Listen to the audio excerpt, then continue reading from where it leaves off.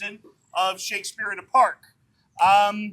So we have a lot of things. What we do in the summertime is we essentially shut down the events inside the theater and we move everything out.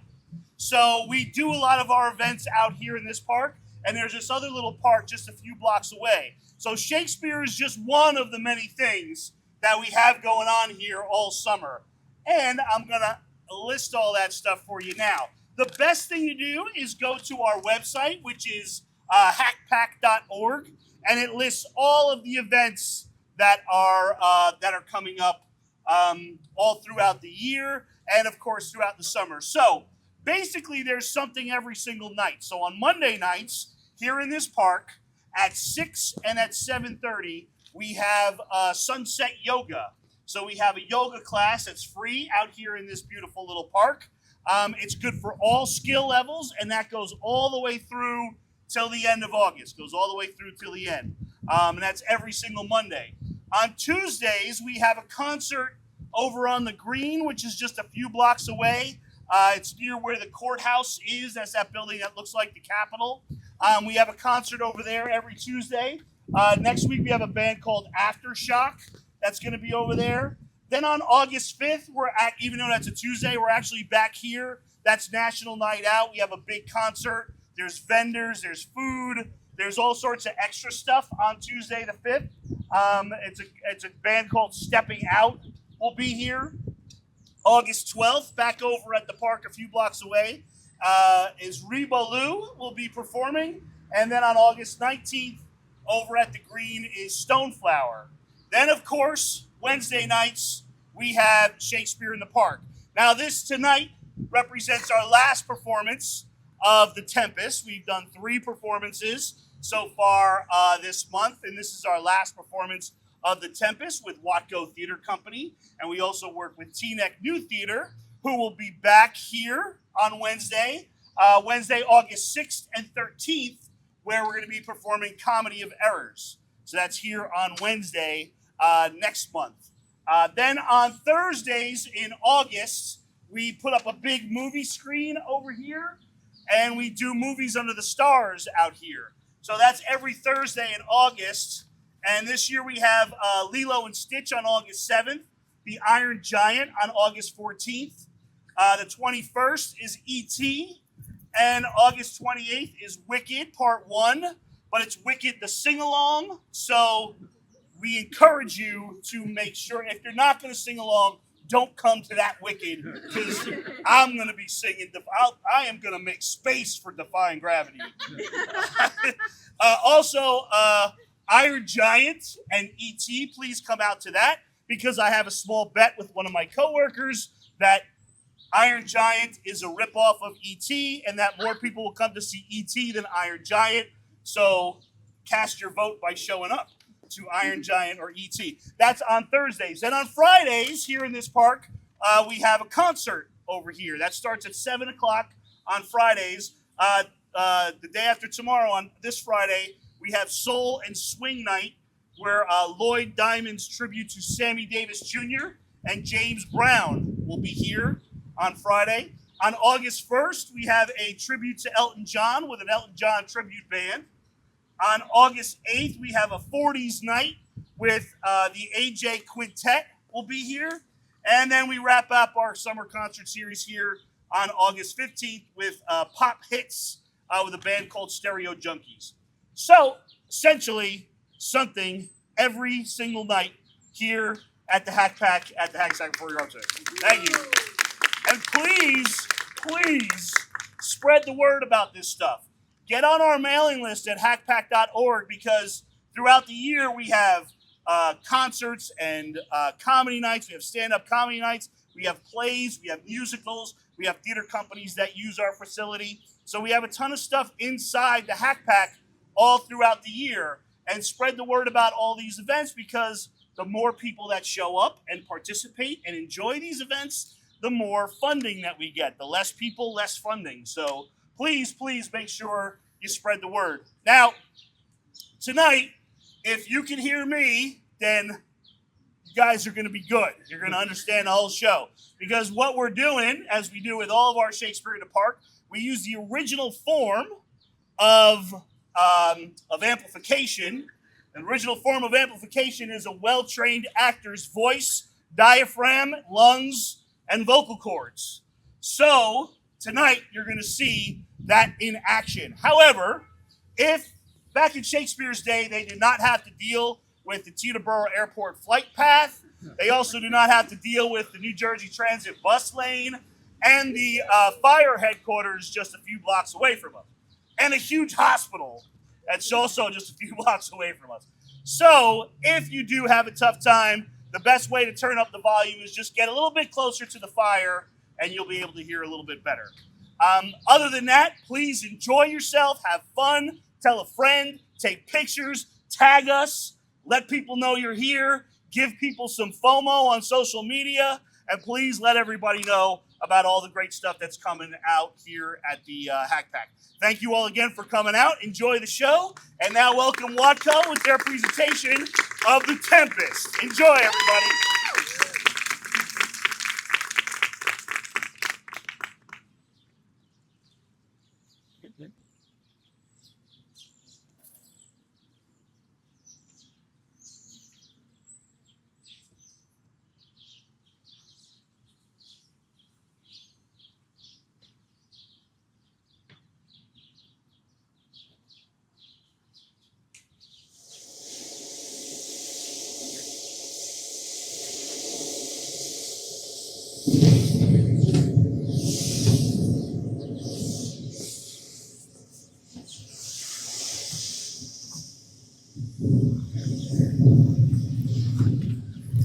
Oh, son! Here, Master, what's here? Good. Speak to the mariners. Fall to it, Yarley, or we'll run ourselves aground. The scare! The scare! Time, my heart! Surely, surely, my heart! Yar, taking the topsail! Trim to the master's whistle! Blow till thou burst thy wind if there be room enough! Good boatswain, have care! Where is the master? I pray you, stay below! Where is the master, boatswain? Do you not hear? You mar our labors! Stay good, be patient! When the sea is, what cares these roars for the name of king? Silence, treat your cabin! Good, yet remember whom thou hast aboard. None that I love more than myself. You are a counselor. If you can command these elements to silence, and take the peace of the present, then I shall handle the rope no more. And if you cannot, be thankful that you've lived this long, and ready yourself in your cabin for the fate mistress of the hour so hath. I swear, out of my way, I say!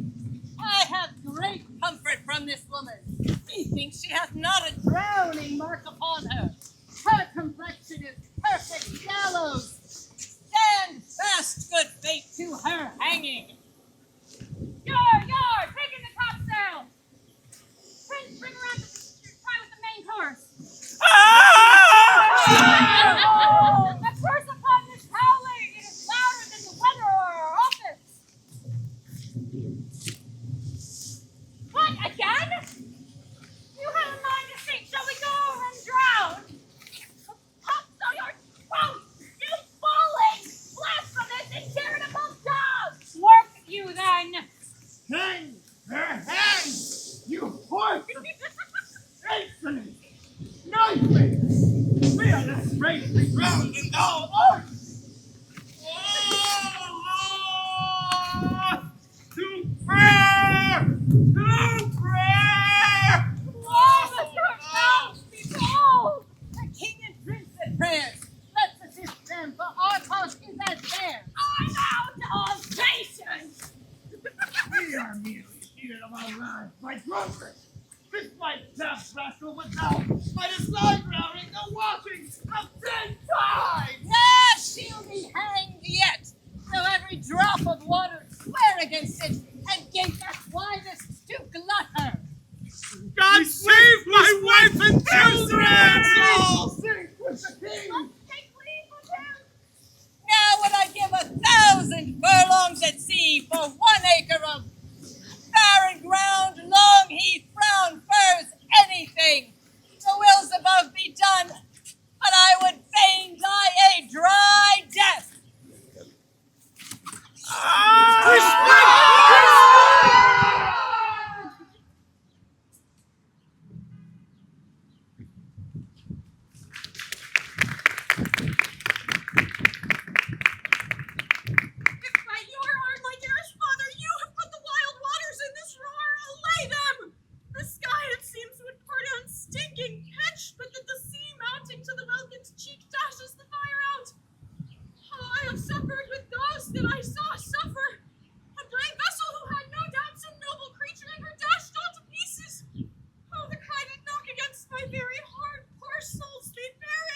collected.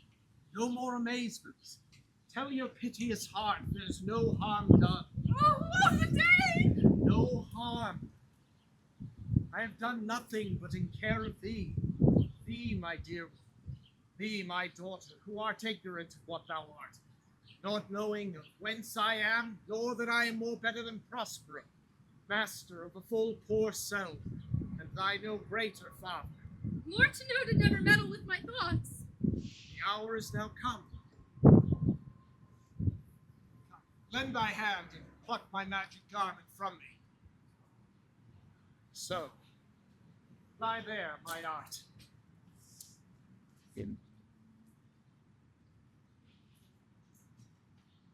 Wipe now thine eyes and have comfort. The direful spectacle of the wreck, which touched the very virtue of compassion in thee, I have with such provision in mine art so safely ordered, that there is no soul, no, not so much perdition as an hair, but did to any creature in the vessel which thou heardst cry, which thou saw'st sing. Sit down, for thou must now no farther. You have often begun to tell me what I am, but stopped and left me to a bootless inquisition, concluding, stay, not yet. The hour is now come. Obey and be attentive.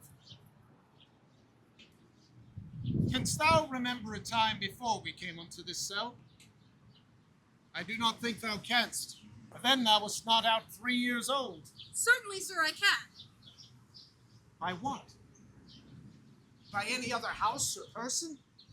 'Tis far off, and rather like a dream than an assurance that my remembrance warrants. Had I not 4 or 5 women once that tended me?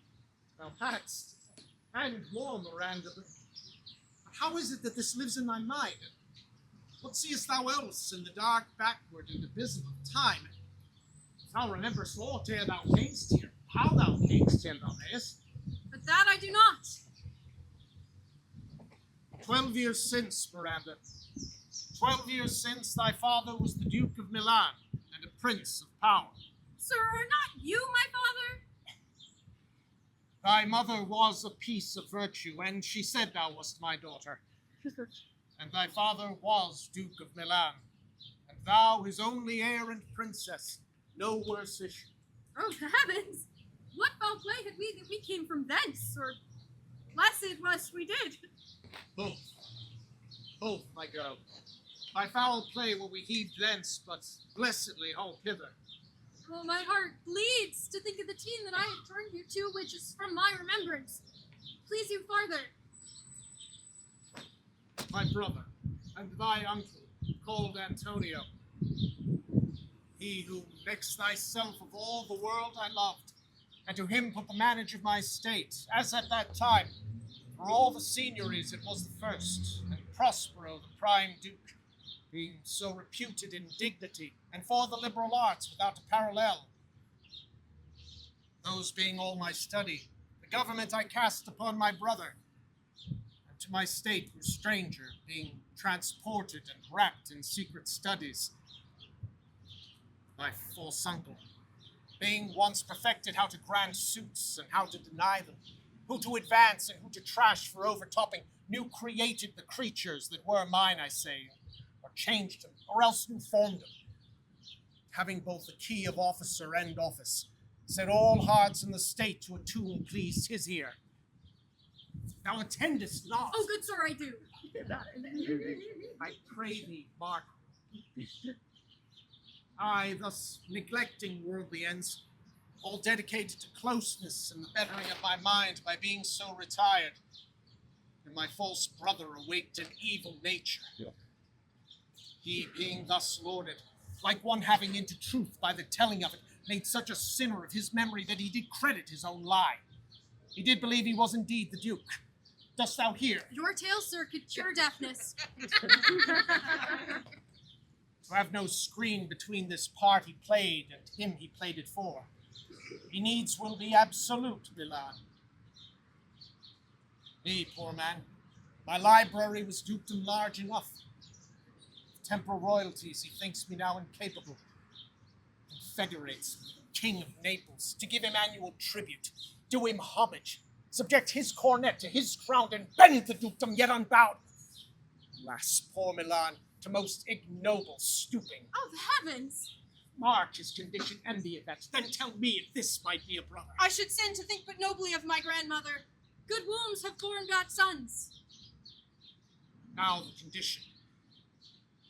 The King of Naples, being an enemy to me inveterate, hearkens my brother's suit, which was that he, in lieu of the premises of homage, and I know not how much tribute, should presently extirpate me and mine out of the dukedom, and confer fair Milan with all its honors upon my brother. Whereon a treacherous army levied one midnight fated to the purpose did Antonio open the gates of Milan, and in the dead of darkness the ministers for the purpose hurried thence me and thy crying self. Wherefore did they not that hour destroy us? Oh dear, we durst not, so dear the love my people bore me, nor set a mark so bloody upon the business, but with colours fairer painted their foul ends. Few they hurried us aboard a bark, bore us some leagues to sea where they had prepared a rotten carcass of a boat. Not rigged, no tackles, sails, nor mast. There they hoist us to cry to the sea that roared to us, to sigh to the winds whose pity, sighing back again, did us but loving wrong. How came we ashore? By providence divine. Some food we had, and some fresh water, that a noble Neapolitan, Zala, out of her charity, and being thus appointed master of this design, to give us rich garments, linens, stuffs, and necessaries, which since have steadied much. So if I judged this, knowing that I loved my books, she furnished me from mine own library with volumes that I prize above my duty. When I might but ever see that woman. Now I arise. Sit still, and hear the last of our sea sorrow. Here on this island we arrived, and here have I, thy schoolmaster, made thee more profit than other princesses can that have more time, for vainer hours and tutors not so careful. Heavens, thank you for it.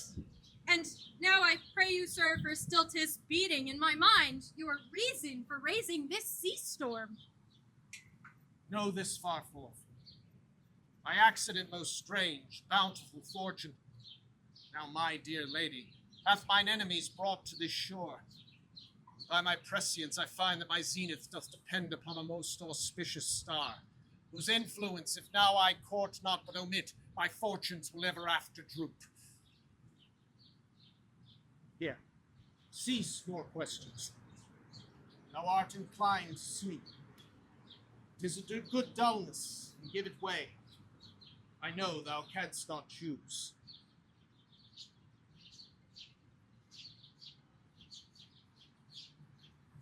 Come away, servant. Come. I am ready now. Approach, my Ariel. Come. All hail, great master!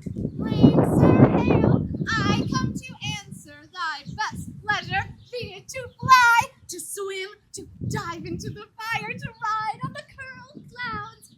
To thy strong bidding task, Ariel, and all their quality. Hast thou, spirit, performed to point the tempest that I bade thee? To every article, I boarded the king's ship.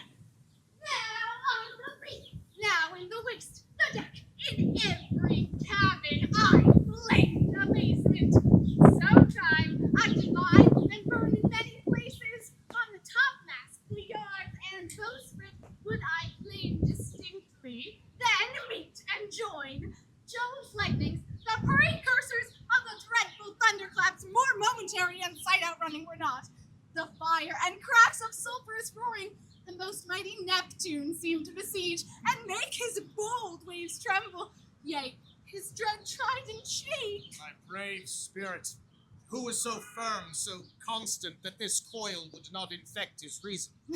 Not a soul but felt a fever of the mad, and played some tricks of desperation. All but mariners plunge the foaming brine, and quit the vessel, then all afire with me. The king's son, Ferdinand, with hair upstaring, was the first man that leaped, cried, "Hell is empty!" and all the devils are here. But are they, Ariel, safe? Not a hair perished. On their sustaining garments, not a blemish, but fresher than before, and, as thou badest me, in troops I have dispersed them about the isle. The king's son have I landed by himself. Of the king's ship, the mariners, say how thou hast disposed, and all the rest of the fleet. Safely in harbor is the king's ship, in the deep nook there she's hid. The mariners all under hatches stowed, who, with the charm joined to their suffered labor, I have left asleep, and for the rest of the fleet which I dispersed, they all have met again, and are upon the Mediterranean float, bound sadly home for Naples, supposing that they saw the king's ship wrecked, and his great person perish. Oh, Ariel, thy charge exactly is performed. But there's more work. What is the time of the day? past the mid-season? Or at least 2 glasses. The time twixt 6 and now must by us both be spent most preciously. Is there more toil? Since thou dost give me pains, let me remember thee what thou hast promised, which is not yet performed me. How now? Moody, what is it thou canst demand? My liberty? Before the time be out, no more. I pray thee remember, I have done thee worthy service, served without or grudge or grumblings. Thou didst promise to bait me a full year. Dost thou remember from what a torment I did free thee? No? Thou liest, malignant thing. Hast thou forgot the foul witch Sycorax? Hast thou forgot her? No, sir. Thou hast. Where was she born? Speak, tell me. Sir, in Argier. Ah, was she so? I must once in a month recount what thou hast been, which thou forgetst. This damned witch Sycorax, the mischiefs manifold and sorceries terrible thou knowest was banished. One thing she did, they would not take her life. Is not this true? Aye, sir. This blue-eyed hag was hither brought with child, and here was left by the sailors. Thou, my minion, as thou reports thyself, was then her servant, and for thou was a spirit too delicate to act her earthy and abhorred commands, refusing her grand hests, she did confine thee into a cloven pine, within which rift in prison thou didst painfully remain a dozen years, within which space she died and left thee there. Then was this island, save for the child she did litter here, not honored with a human shape. Yes, Caliban, her son. Dull thing, I say so. He that Caliban whom now I keep in service. Thou best knowest what a torment I did find thee in. Thy groans did make wolves howl, and penetrated the breasts of ever-angry bears. It was a torment to lay upon the damned which Sycorax could not again undo. It was mine art, when I arrived and heard thee, that made gape the pine and let thee out. I thank thee, If master. thou more murmurest, I'll rend an oak and peg thee in his knotty entrails till thou hast howled away 12 winters. Pardon, master. I will be correspondent to command and do my spiriting gently. Do so.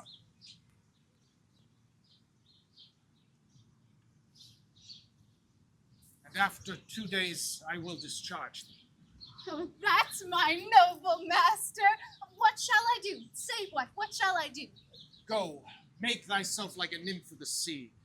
Be subject to no sight but thine and mine, invisible to every eyeball else. Go, take this shape and hither come in it. Go, hence, with diligence. My lord, it shall be done.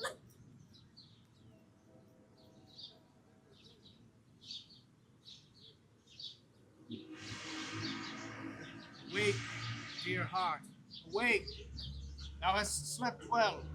Awake, Strangeness of your story put heaviness in me. shake it off. Come on, we'll visit with Caliban, my thrall, who never yields us kind answer. 'Tis a villain, sir, I do not love to look on. As 'tis, we cannot miss him. He does make our fire, fetch in our wood, and serves in offices that profit us. What ho, thrall! Caliban! Thou earth, thou speak! There's one enough within. Come forth, I say. There's other business for thee. Come, thou tortoise, when? Thou poisonous snake, got by the devil himself upon thy wicked dam. Come forth! as wicked do as ere my mother brush with raven's feather from unwholesome fen drop on you both. For this be sure, tonight thou shalt have craps. This island is mine, by Sycorax my mother, which thou takest from me. When thou camest first, thou strokes me, and made much of me, and would give me water with berries in it. And I loved thee, and would teach me how to name the bigger life, and how the less. And I showed thee all the qualities of this isle. Cursed be I that did so.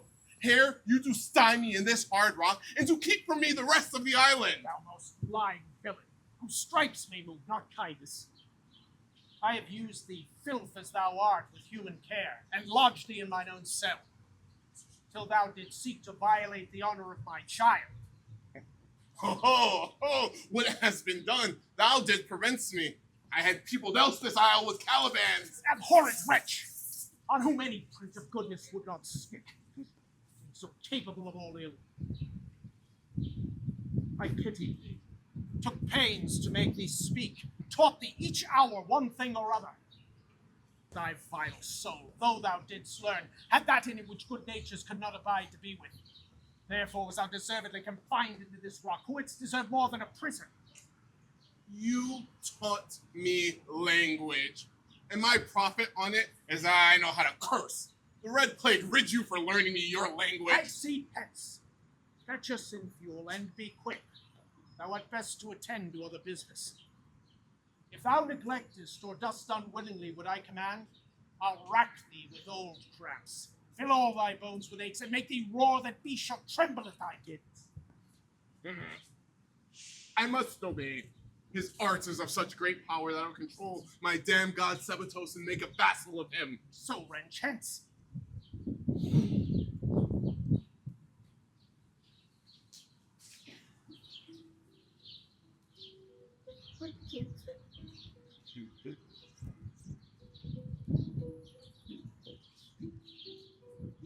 Where should this music be?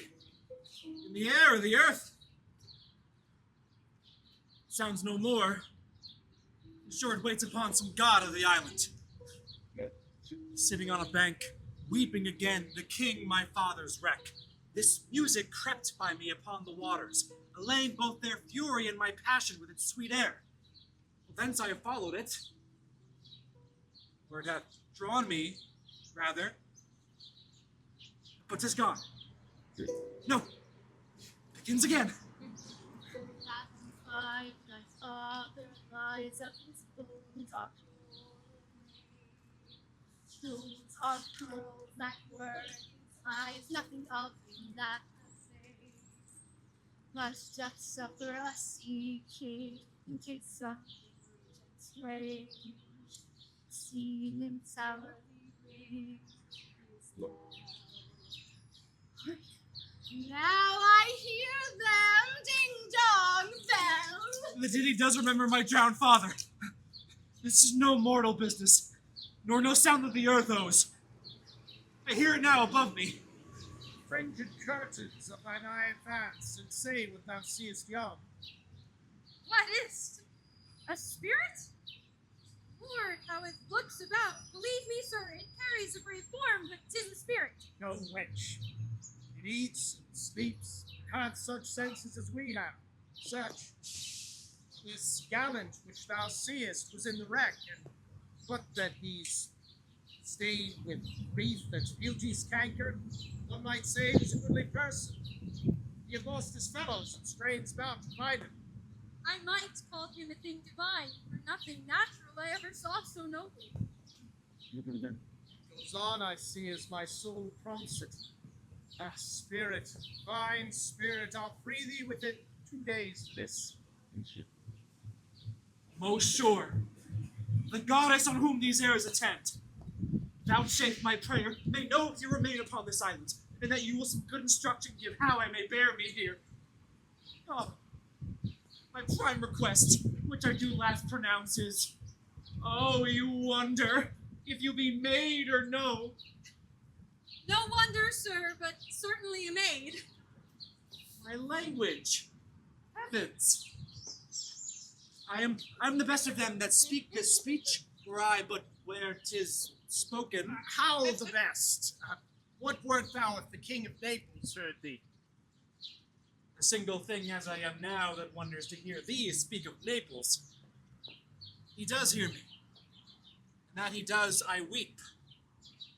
Myself am Naples, who with mine eyes not since at ebb beheld the king my father wrecked. Alack for mercy! Yes, faith, and all his lords, the Duke of Milan and his brave son being twain.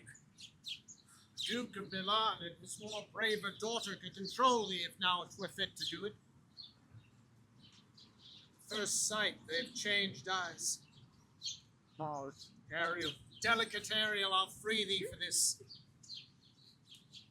A word, good sir. I fear you have done yourself some wrong. A word. Why speaks my father so ungently? This is the third man that e'er I saw, the first that e'er I sighed for. Can he move my father to be inclined my way? If a virgin of your affection not gone forth, I'll make you the queen of Naples. Soft, sir. One word more I charge thee. Thou attendst on me. Thou dost here usurp the name thou owest not, and have been put upon this island as a spy, to win it from me, the lord on it. No, as I am a man. There's nothing ill can dwell in such a temple. If the ill spirit have so fair a house, good things will strive to dwell in. Follow me, and speak ye not for him. He's a traitor. Come, I'll manacle thy neck and feet together. And sea water shalt thou drink. Thy food shall be the fresh brook mussels, withered roots, and husks were in the acorn cradle. Come. No. I will resist such entertainment till mine enemy has more power. Oh, dear father, make not too rash a trial of him, for he's gentle and not fearful. What I say, my foot, my tutor? Put thy sword up, traitor, who makes to show but dares not strike. For I can disarm thee with this stick, and make thy weapon drop. Beseech you, father. Hush, hang not on my garments. Sir, have pity, I'll be his surety. Silence! One word more shall make me chide thee, if not he. Hush! Thinkst thou there are no such other shapes as this, having seen but him in Caliban? Foolish wench.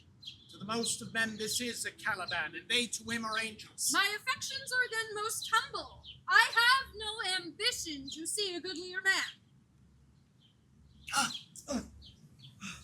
Come on.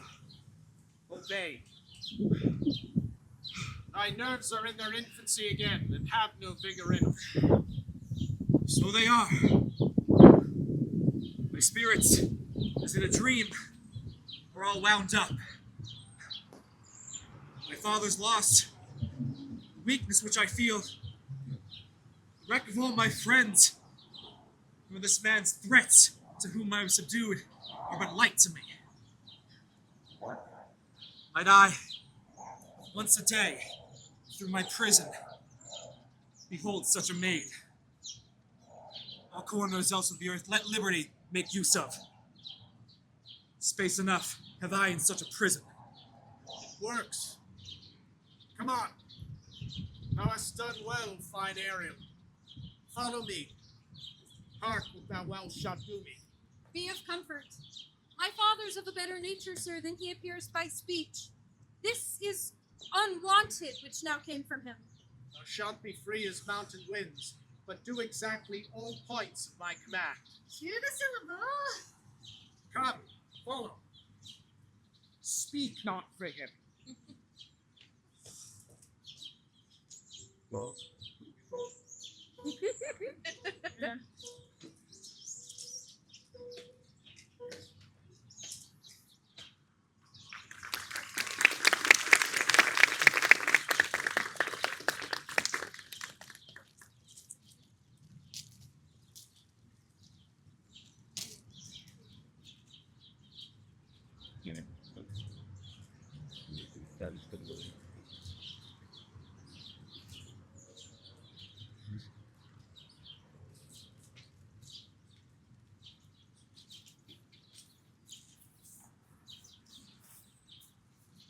Beseech you, sir, be merry.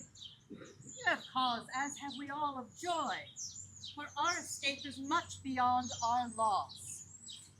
Our hint of woe is common.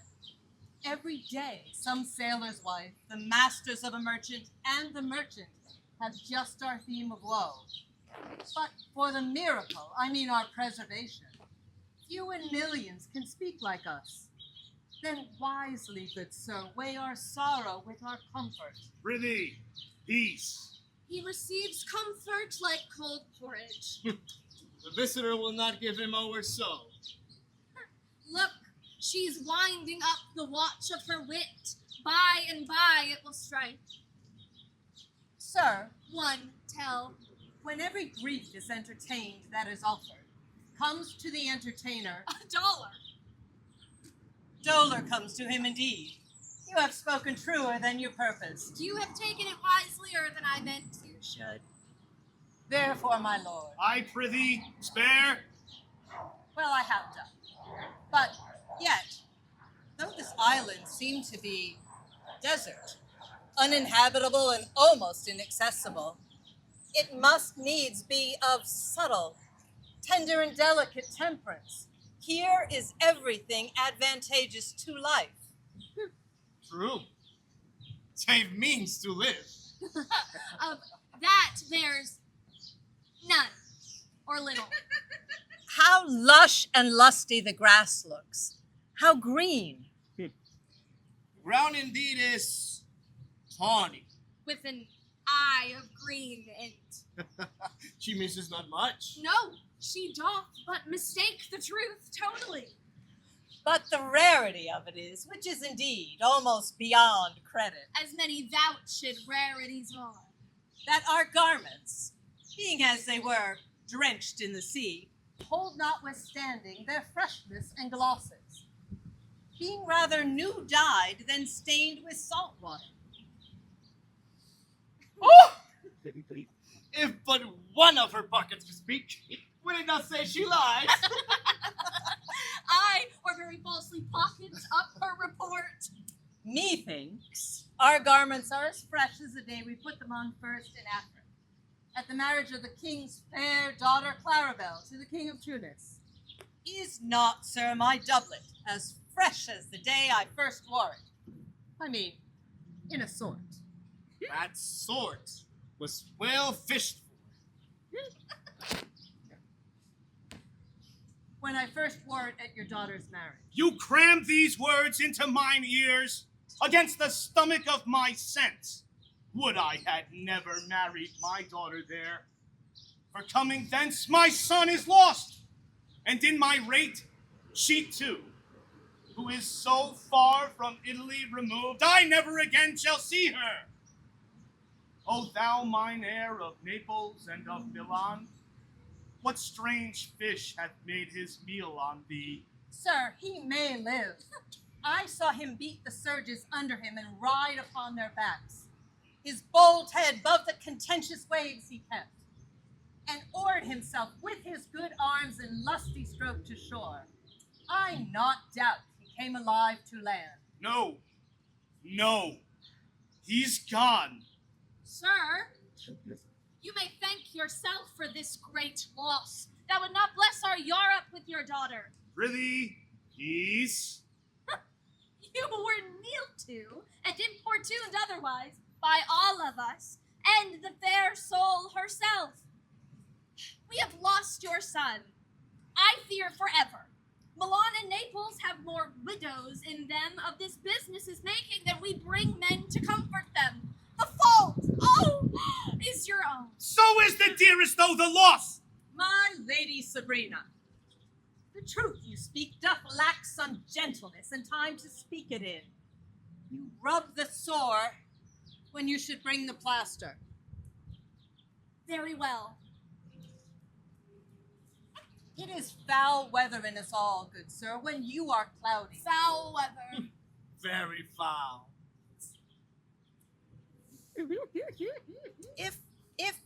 If I had plantation of this isle, my lord, and were queen on it, what would I do? Escape being drunk for want of wine. In the Commonwealth, I would by contraries execute all things. For no kind of traffic would I admit, no name of magistrate, Letters should not be known. Riches, poverty, and use of service, none.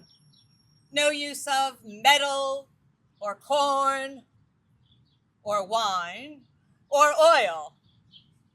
No occupation, all men idle, all. And all women too, though innocent and pure. No sovereignty. Yet she would be queen, aunt. The latter end of her commonwealth forgets the beginning. All things in common, nature should produce without sweat or endeavor.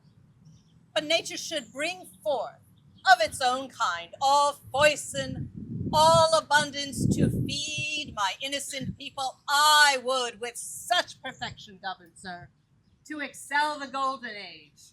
Oh, God, save her majesty! Long live Gonzala! And do you mark me, Lord? Prithee, no more. Thou dost talk nothing to me. I do well believe, your highness, and did it to minister occasion to these gentlefolk, who are of such sensible and nimble lungs that they always use to laugh at nothing. 'Twas you we laughed at. Who in this kind of merry fooling am nothing to you. So you may continue and laugh at nothing still. What a blow was there given. And it had not fallen flatlong. You are gentlefolk of such brave mettle. You would lift the moon out of her sphere if she would continue in it 5 weeks without changing. We would so, and then go a bat fowling. Aye, good my lady, be not angry. No, I warrant not. I will not adventure my discretion so weakly.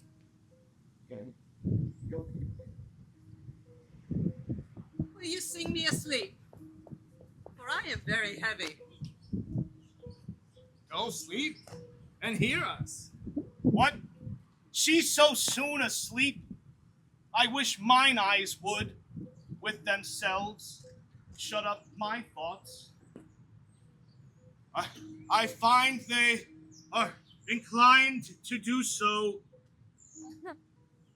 Please you, sir, do not omit the heavy offer of it. It seldom visits sorrow, and when it doth, it is a comforter. We too, my lord, will guard your person while you take your rest and watch your safety. Thank you. Wondrous heavy.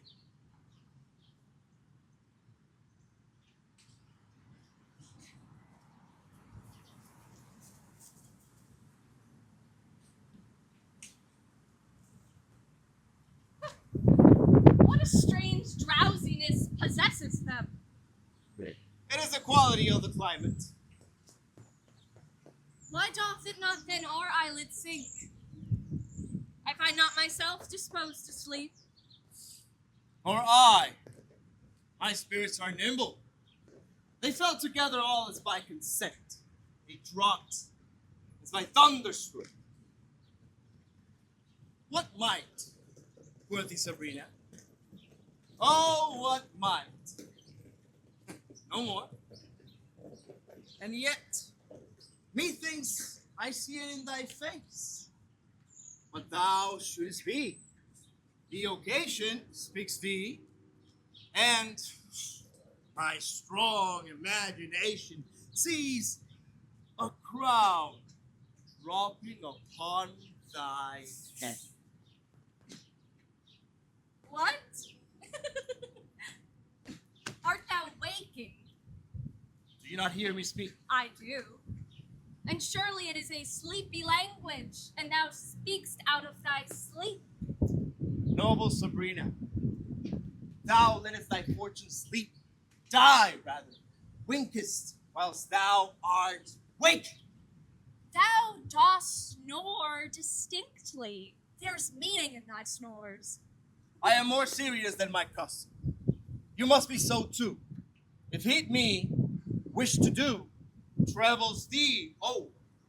Well, I am standing water. I'll teach you how to flow. Please you? Say on. The setting of thine eye in cheek doth proclaim a matter from thee, and a birth indeed which throws thee much to yield. Thus, madam, although this lady of weak remembrance, this who shall be of as little memory when she is earth, hath here almost persuade, for she is a spirit of persuasion, only professes to persuade the king his son's alive. 'Tis as impossible that he's undrowned, and she that sleeps here swims. I have no hope that he's undrowned. Oh, out of that no hope, what great hope have you? No hope that waits. Another way, so high a hope that even ambition cannot pierce a wink beyond. Without discovery there, will you grant with me that Ferdinand is drowned? He's gone. And tell me, who's the next heir of Naples? Clarabelle. She that is queen of Tunis. She that dwells 10 leagues beyond man's life. She that from Naples can have no note unless the sun were post. The man in the moon's too slow. She that from whom we all were sea swallowed, though some cast again, and by that destiny to perform an act, whereof what's past is prologue, what to come in yours and my discharge. What stuff is this? How say you? 'Tis true, my brother's daughter's queen of Tunis. So is she heir of Naples. Twixt which regions there is some space. A space whose every cubit seems to cry out, how shall that Clarabelle measure us back to Naples? Keep in Tunis and let Sabrina wake. Say, this were death that now has seized them. Why they were no worse than now they are. There be that can rule Naples better than he that sleeps. Oh, that you bore the mind that I do. What a sleep were this for your advancement. Do you understand? Methinks I do. And how does your content tender your own good fortune? I remember you did supplant your brother Prospero. True. And look how well my garments sit upon me, much feeder than before. My brother's servants were then my fellows. Now they are my men. For your conscience? Aye, madame, where lies that? If 'twere a kite, 'twould put me to my slipper. But I feel not this deity in my bosom. Here lies your brother, no better than the earth he lies upon. If he were that which now he's like, that's death, whom I with this obedient steel 3 inches of it can lay to bed forever. Whilst you, doing thus to the perpetual wink, for I might put this ancient morsel, this Madam Prudence, we should not upbraid our course. For all the rest, they'll tell the clock to any business that we say befits the hour. Thy case, dear friend, shall be my precedent. As thou got'st Milan, I'll come by Naples. Draw thy sword. One stroke shall free thee from the tribute which thou payest, and I, the queen, shall love thee. Draw together, and when I rear my hand, do you the like to fall it on one side. Oh, but one word. My master through his art foresees the danger that you, his friend, are in, and sends me forth, or else his project dies, to keep them living. While snoring lie, open-eyed conspiracy. It's time to take. If of life you keep a care, shake off slumber and beware. Awake, awake. Let us both be son.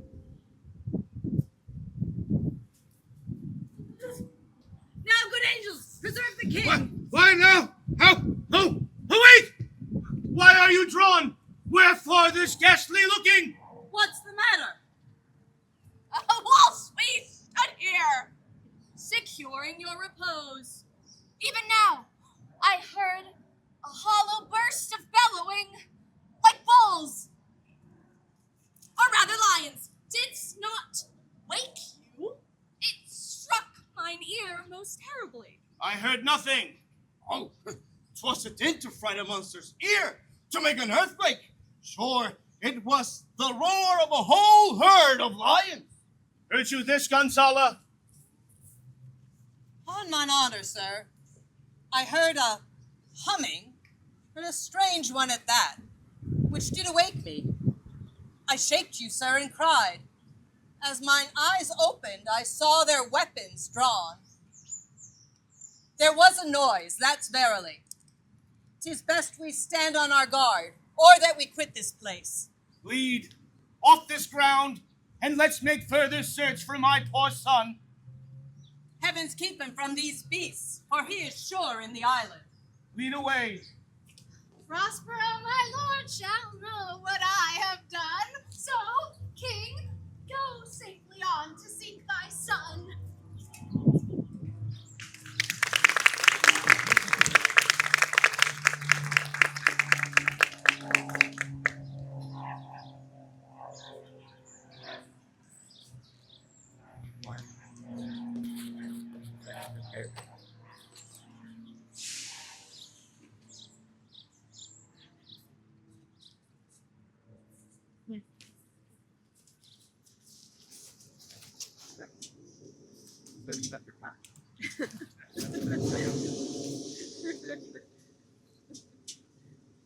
All the infections that the sun sucks up from bogs, fens, flats, on Prosper fall and make him by inch meal a disease.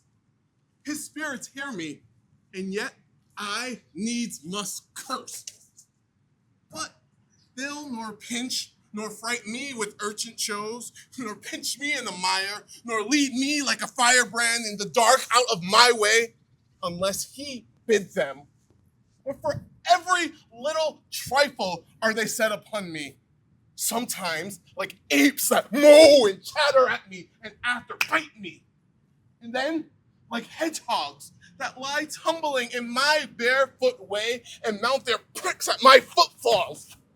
Sometimes am I all wound with adders who with cloven tongues do hiss me into madness.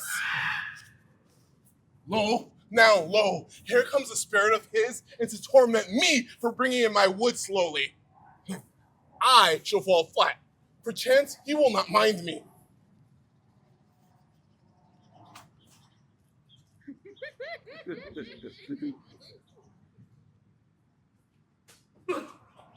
Here's neither bush nor shrub to bear off any weather at all, and another storm brewing.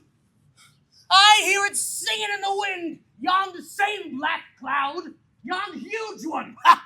Looks like a foul bombard that would shed his liquor. Ha! If it should thunder as it did before, I know not where to hide my head. Yon same cloud cannot choose but fall by pailfuls. Ah! What have we here? A man or a fish? Dead or alive?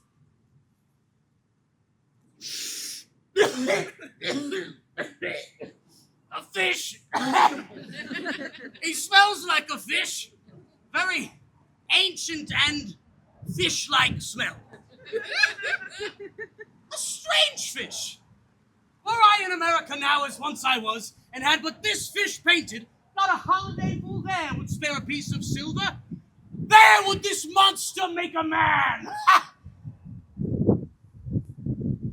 Any strange distraction there makes a man, you see. For they will not spare a coin to relieve a lame beggar. They will lazy out 10 for rotten entertainment.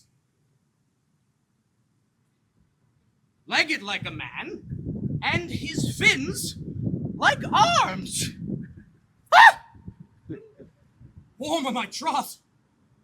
I do now let loose my opinion, hold it no longer. This is no fish, but an islander that hath lately suffered by a thunderbolt. Alas, the storm is come again. My best way is to creep under his gabardine. There is no other shelter hereabouts. Misery acquaints a man with strange bedfellows. I will here shroud till the dregs of the storm be past. I shall no more to see, here I shall die ashore. This is a very scurvy tune to sing at a woman's funeral. Well, here's my comfort. Ah, do not torment me! Have we devils here? I have not escaped drowning to be afeard now of your 4 legs. This is some monster of the isle with 4 legs, who hath got, as I take it, an ague.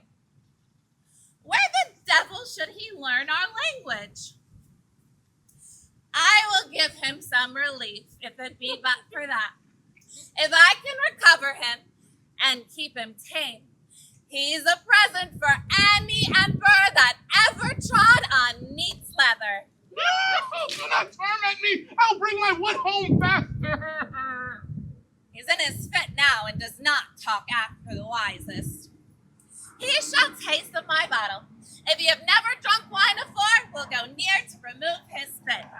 No, no! Thou dost me little hurt yet, but thou will anon. I know it by thy trembling. Prosper works upon me. Come on your ways. Open your mouth.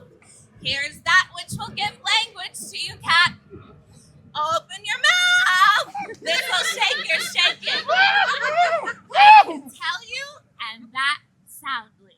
I should know that voice. It should be. Oh, but she is drowned, and these are devils. Oh, defend me. 4 legs and 2 voices. A most delicate monster. His forward voice now is to speak well of his friend. His backward voice is to utter foul speeches and to detract. If all the wine in my bottle will recover him, I will help his ague. Come, amen. I will pour some in thy other mouth. Stephanie! Dost thou other mouth call me? Mercy, mercy. This is a devil and no monster. I will leave him. Stephanie! If thou beest Stephanie, touch me and speak to me, for I am Trinculo, be not afeard. Thy good friend Trinculo. If thou beest Trinculo, come forth. I will pull thee by the lesser legs. If any be Trinculo's legs, these are they.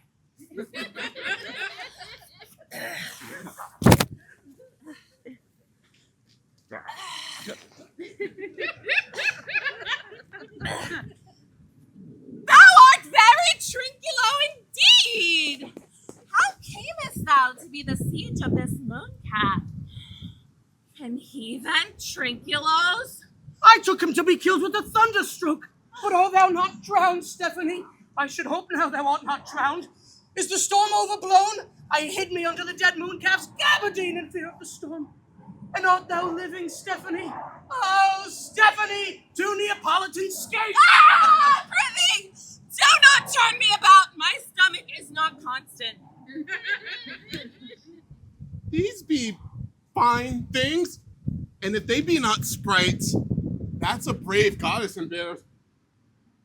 Celestial liquor, I will kneel to her. How didst thou escape? I escaped upon a butt of sack, which the sailors heaved overboard. By this bottle, which I made of the bark of a tree with mine own hands, since I was cast ashore. I will kneel to that bottle and swear to be thy true subject. Here, swear then how thou escapest. I swim ashore, woman, like a duck. I can swim like a duck, I'll be sworn. Here, kiss the book. Though thou canst swim like a duck, thou art made like a goose. Stephanie, hast thou any more of this? The whole butt, man. My cellar is in a rock by the seaside where mine wine is hid. How now, Mooncalf? How does thine ague? Hast thou not dropped from the heavens? Out of the moon I do assure thee, I was a woman in the moon when time was. I have seen thee in her, and I do adore thee. Ah, come. Swear to that. Kiss the book. I will furnish it anon with new contents. Swear. I will show thee every fertile inch of the island, and I will kiss thy foot. I prithee be my goddess. By this light, a most perfidious and drunken monster. When's goddess is asleep, he'll rob her bottle. I will kiss thy foot. I prithee myself thy true subject. Come on then, down and swear. A most scurvy monster. I could find in my heart to beat him, Come, kiss. but that the poor monster is in drink.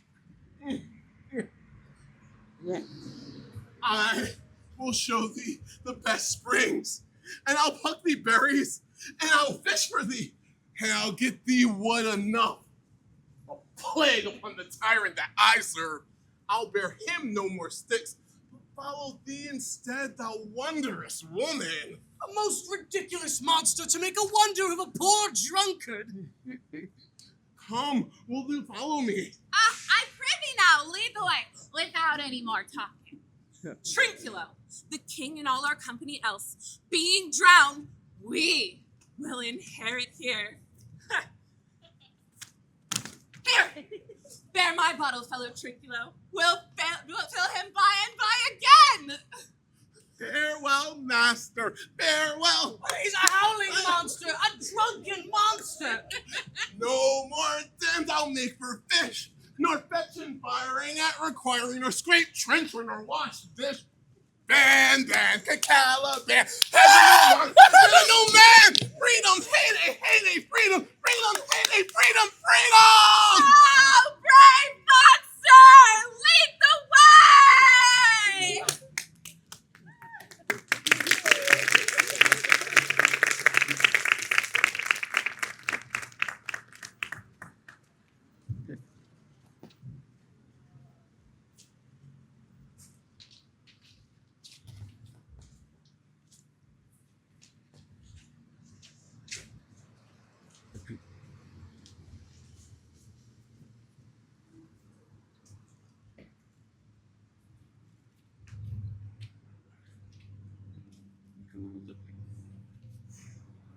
There be some sports are painful. Their labor, delight in them sets off. Some kinds of baseness are nobly undergone. Most poor matters point to rich ends.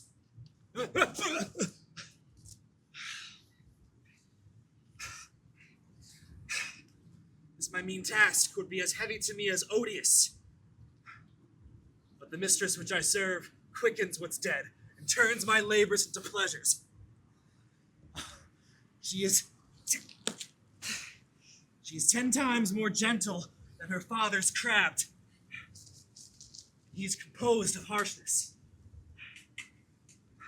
I must remove some thousands of these logs, pile them up upon a sore injunction.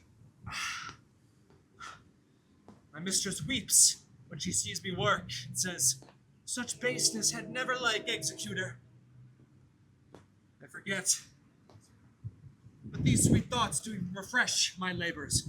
Most busy lest when I do it. Alas now, pray, work not so hard. I would thought the lightning had burnt up those logs that you were enjoined to pile. Pray, set it down and rest you. When this burns, 'twill weep for having wearied you.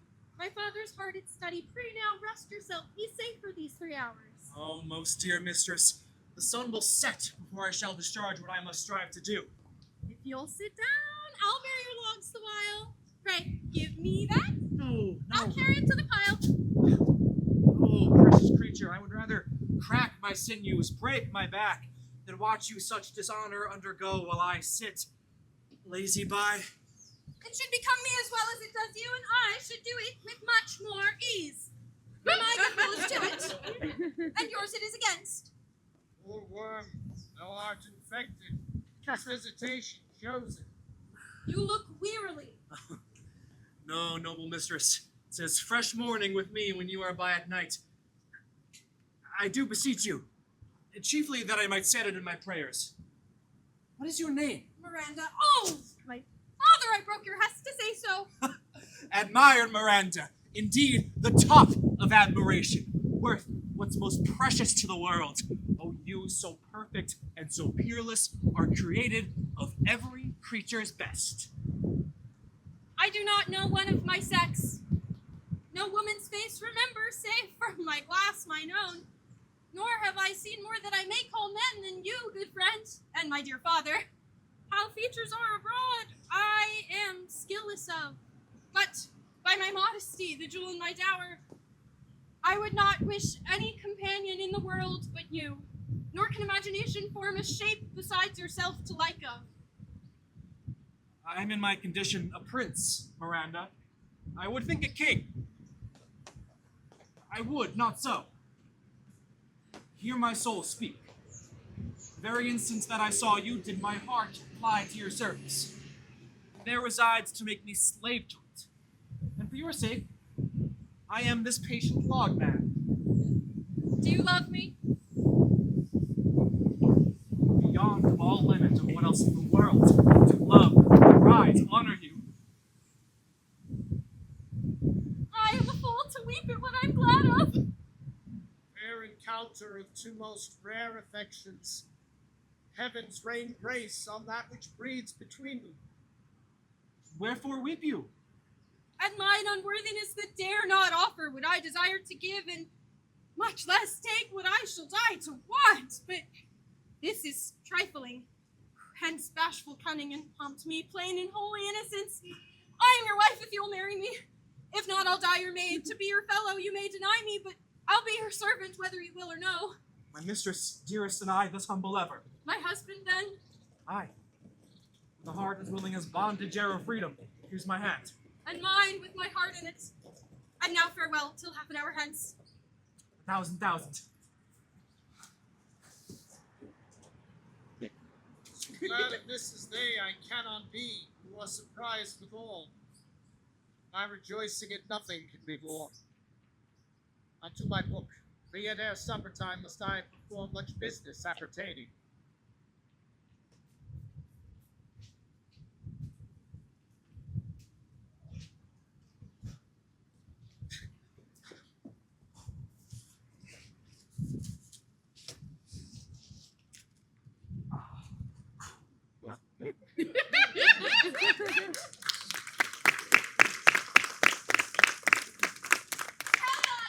When the blood is out, we will drink water, not a drop before.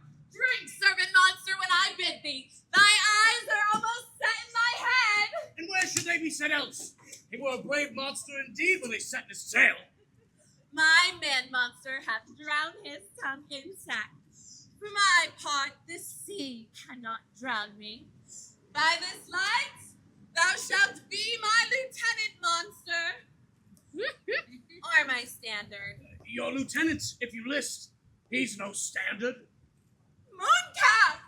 Speak once in thy life if thou beest a good mooncalf. How does thy honor? Let me lick thy shoe. I'll not serve him.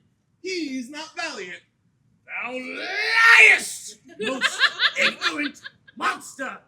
Why, thou debauched fish, thou! Was there ever man a coward that hath drunk so much sack as I today? Wilt thou tell a monstrous lie, being but half a fish and half a monster?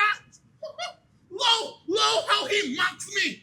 Wilt thou let him, my lady? Lady, quoth he, that a monster could be such a natural. Lo, again, bite him to death, I prithee. Trinculo! Keep a good tongue in thy head, or by this hand I will supplant some of your teeth! I thank my noble lady. Wilt thou be pleased again to hearken to the suit that I've made thee? Mary, I will kneel and repeat it. I will stand, and so shall Trinculo. As I told thee, I am subject to a tyrant, a sorcerer who by his cunning have cheated me of this island. Thou liest!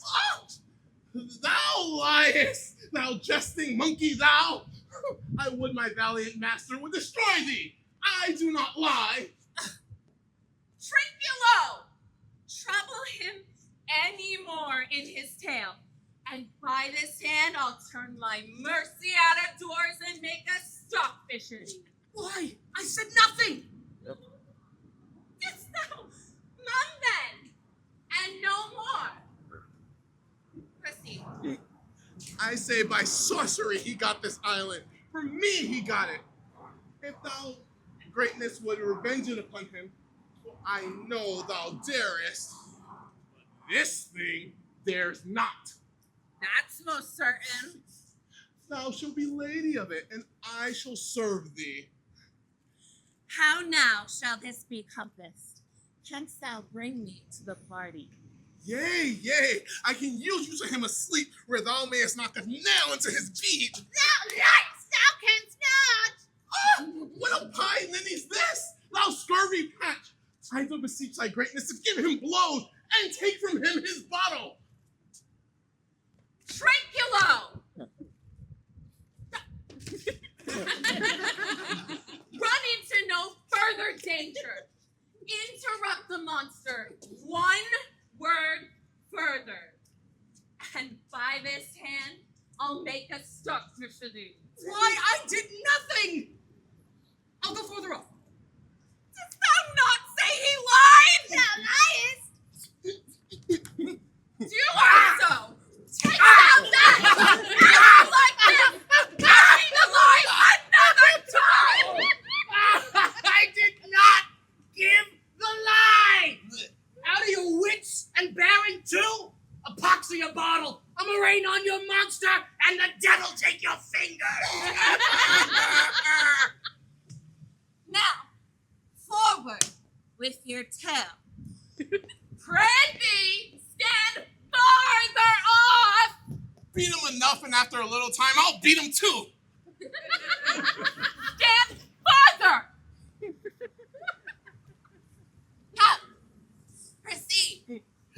As it is custom with him in the afternoon to sleep, there thou mayest frighten him. But remember first to possess his books, for without them he is but a sot, as I am, and hath not one spirit to command, for they all do hate him as prudently as I do.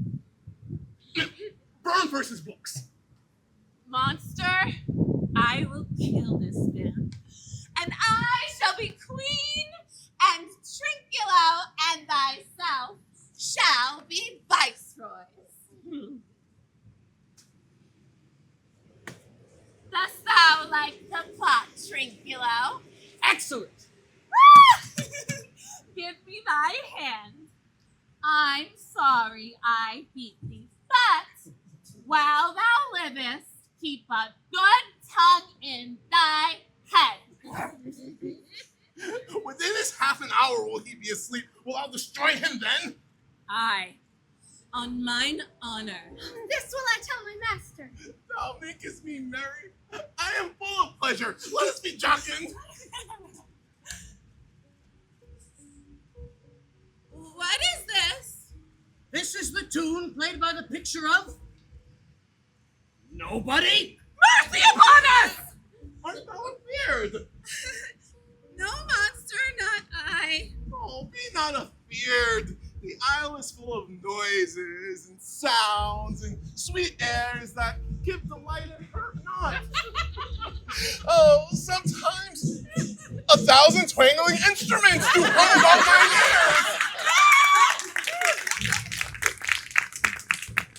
This will prove a brave kingdom to me, where I shall have my music for nothing. When Prospero is destroyed. That shall be by and by.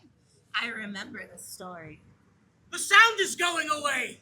Let's follow it and act to our work. Lead monster will follow. I would I could see this taperer. He lays it on. We'll take our follows.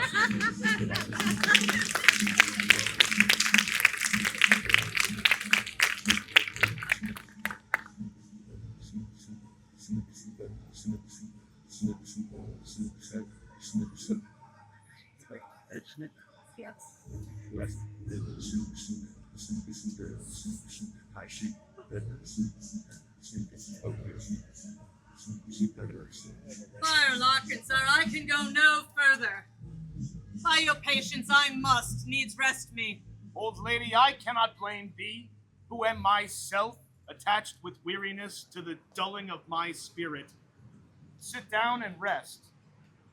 Even here, I will put off my hope and keep it no longer for my flatterer. He is drowned whom thus we stray to find, and to the sea mocks our frustrate search on land.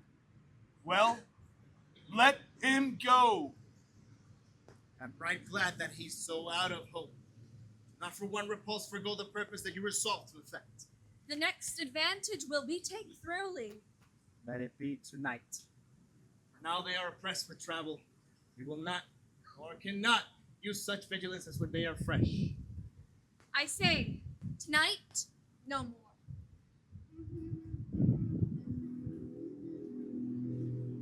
What harmony is this? My good friends, hark! Marvelous sweet music.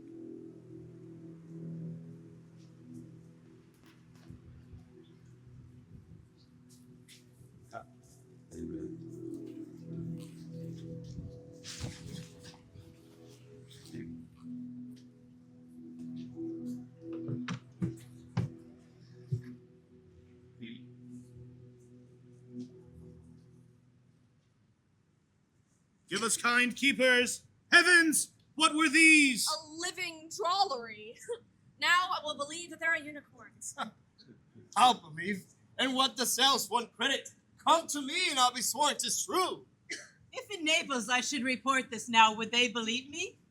If I should say I saw such islanders, for certes these were people of the island, who, though they are monstrous in shape, yet note, their manners are more gentle kind than of our human generation you shall find many, nay, almost any. Honest lady, thou hast said well. For some of you there are worse than devils. I cannot too much muse such shapes, such gesture, and such sound, expressing, although they want the use of tongue, a kind of excellent dumb discourse. They have left their viands behind. For we have stomachs. Will't please you taste of what is here? Not I. Faith, sir, you need not fear. I will stand to and feed, although my last. No matter, since I feel the best is past. Sister, my lord the Duke, stand to and do as we.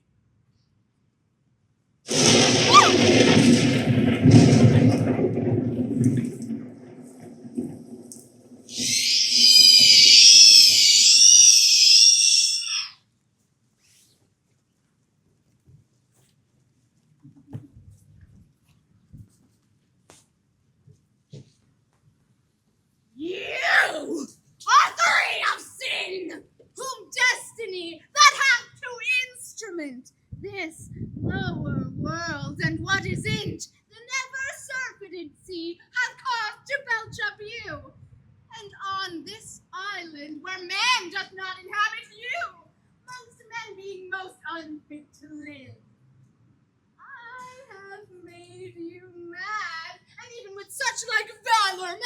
may drown their proper selves.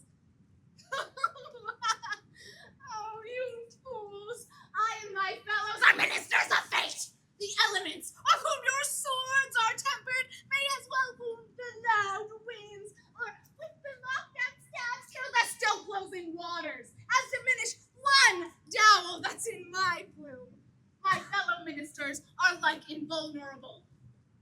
But remember, for that's my business to you, that you three from Milan did supplant good Prospero, exposed unto the sea, which hath requited him and his innocent child, for which foul deed the powers, delaying not forgetting, have incensed the seas and shores, yea, all the creatures against your peace. Thee, of thy son Alonso, they have bereft, and do pronounce by me lingering tradition, worse than any death can be, at once shall step by step attend you and your ways, whose wrath shall guard you from which here, in this most desolate isle, else falls upon your heads, is nothing but hot sorrow, and a clear life ensuing. Bravely has the picture of this harpy thou performed, mine Ariel. My instructions thou hast bated nothing of what thou hadst to say. My high charms hold. The beasts mine enemies are all bit up in their distractions. They're in my power, and in these fits I leave them to visit with young Ferdinand, whom they suppose is drowned, and his and my beloved darling. In the name of something holy, sir, why stand you in this strange stare? Oh, it is monstrous! Monstrous! Methought the billows spoke and told me of it.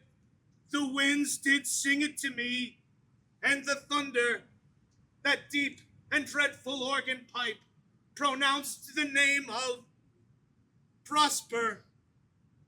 It did base my trespass. Therefore, my son in the ooze is bedded, and I'll seek him deeper than air plummet sounded, and with him there lie mudded. But one fiend at a time, all fights their legions o'er. I'll be thy second.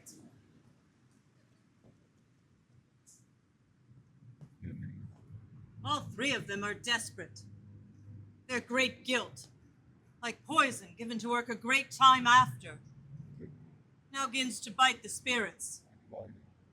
I must then follow them swiftly and hinder them from what this ecstasy may now provoke them to.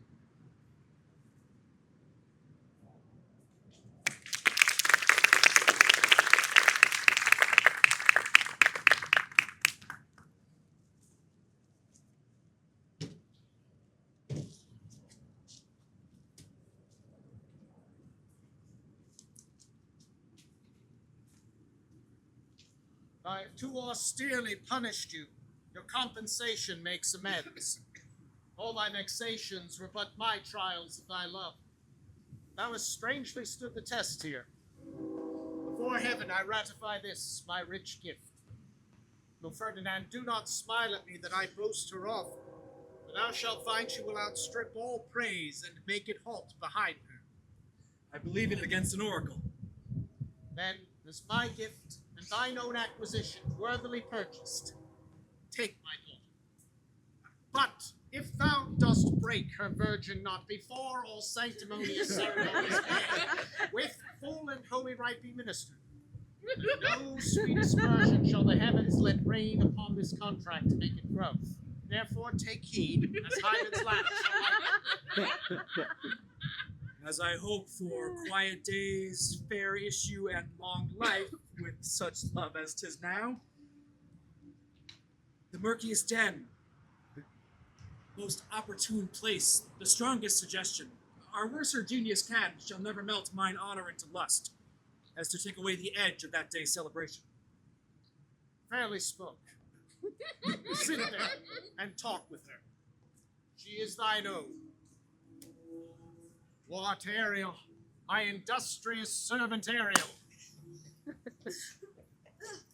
What would my potent master? Here I am. I and thy meaner fellows your last service did worthily perform, and I must use you in such another trick. Go bring the rabble over whom I give thee power here to this place. Incite them to quick motion, for I must bestow upon the eyes of this young couple some vanity of mine art. It is my promise, and they expect it from me. Before you can say come and go, breathe twice and cry so, each one tripping on his toe will be here with Mop and Mo. Do you love me, Master No? Dearly, my delicate Ariel. Do not approach till thou dost hear me call. Well, I conceive. Look thou be true. Do not give dalliance too much Lorraine. The strongest oaths are but straw to the fire in the blood. Be more abstemious, or else good night your vow. I warrant you, sir, the white virgin snow upon my heart abates the ardor of my liver. Well, now come, my Ariel. Bring the corollary, rather than want a spirit appear and pertly. No tongues, all eyes. Be silent.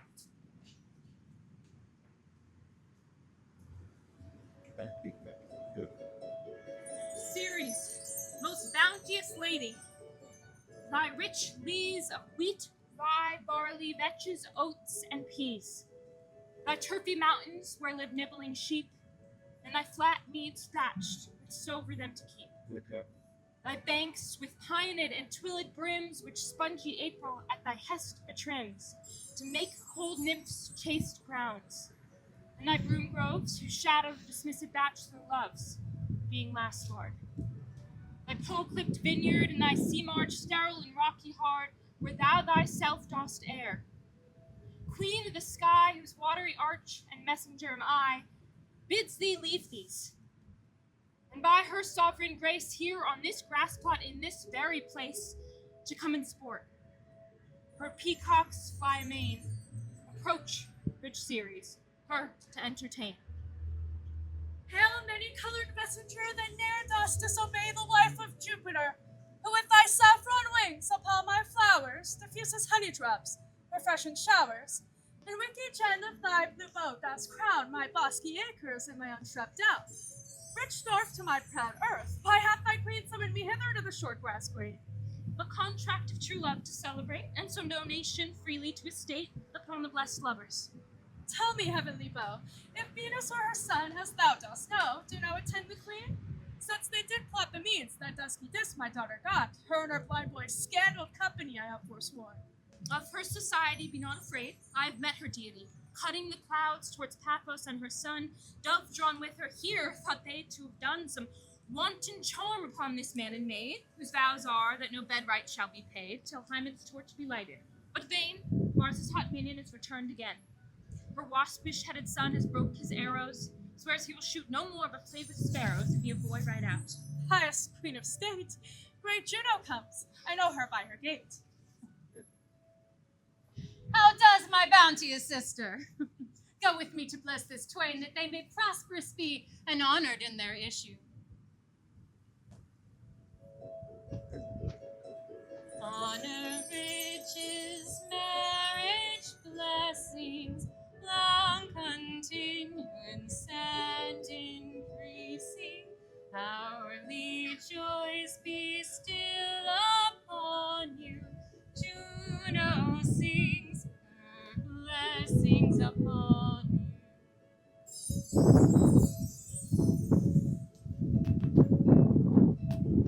Earth's increase, boys of plenty, carts and garters never empty,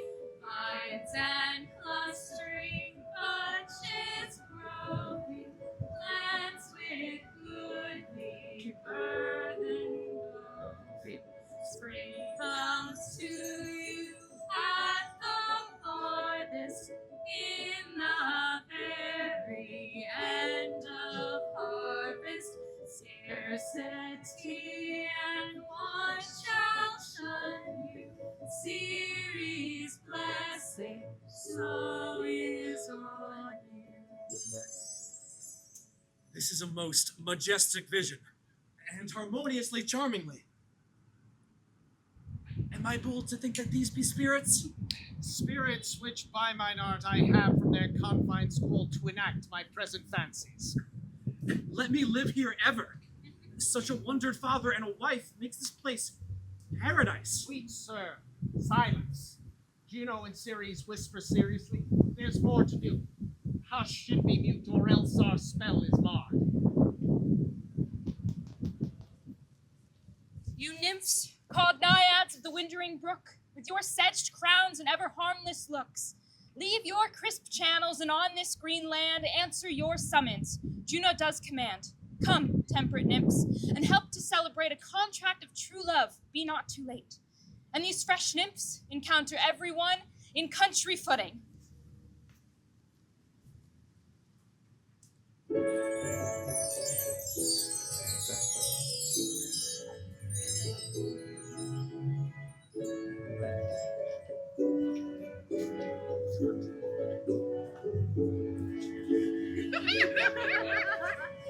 I'd almost forgot the foul conspiracy of the beast Caliban and his confederates against my life.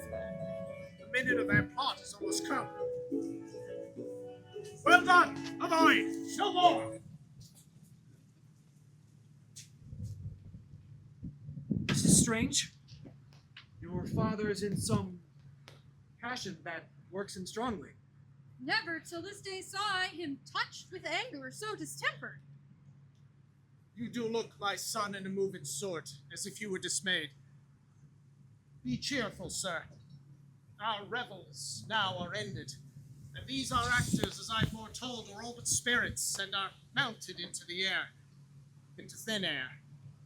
And as the baseless fabric of this vision shall dissolve, and this insubstantial pageant faded, leave not a rack behind. We are such stuff as dreams are made of, and our little life is rounded with sleep. Sir, my old brain is troubled. Do not be disturbed with my infirmity. If it please you, retire unto my cell, and there repose, and turn her to our walk to still my beating mind. Wish your peace.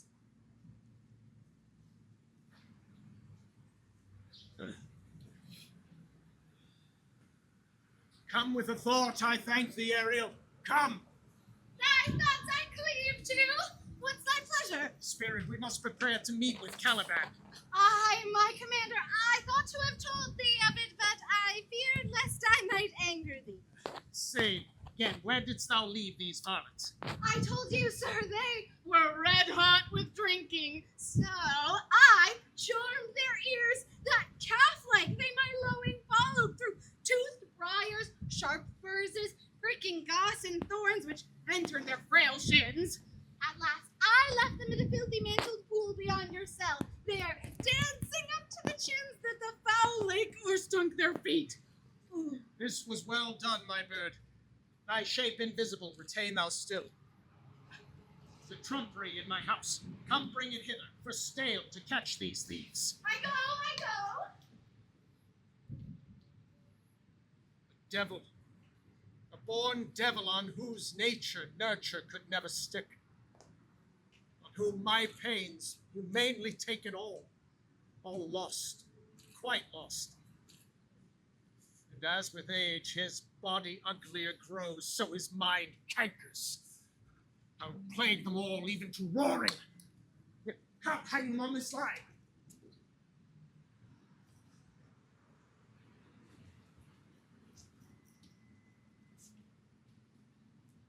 Pray you, tread soft, that the blind mole may not hear a footfall.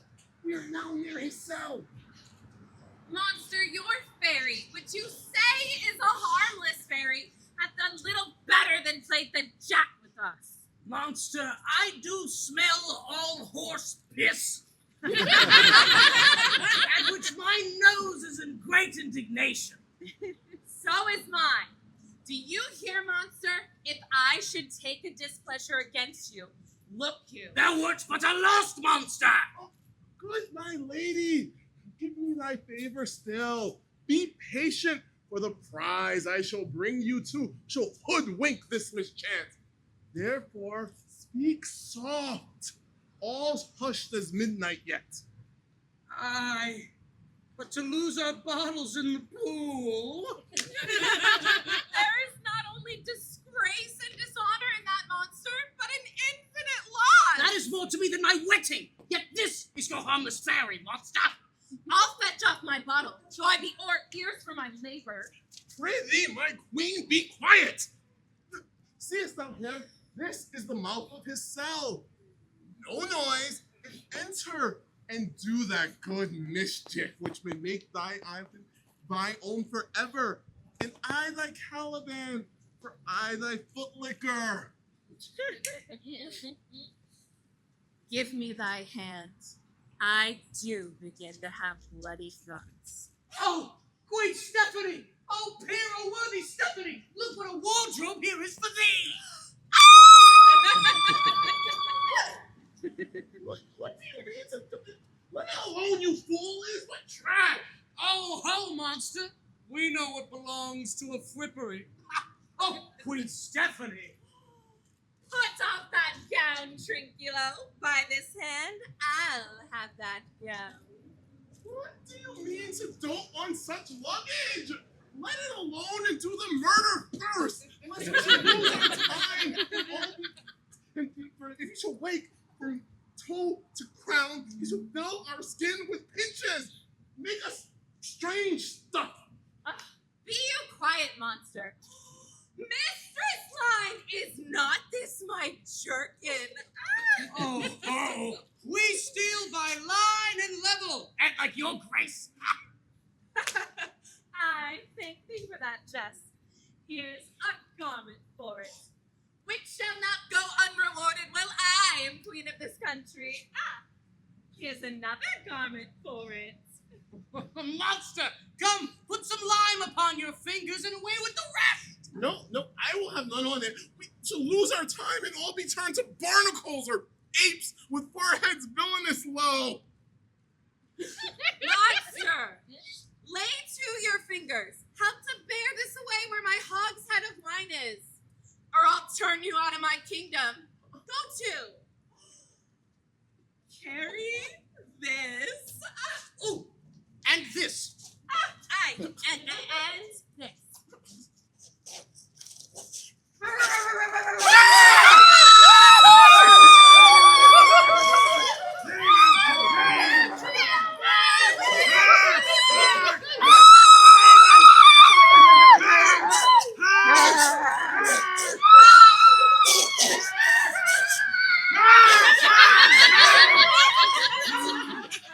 Chase them!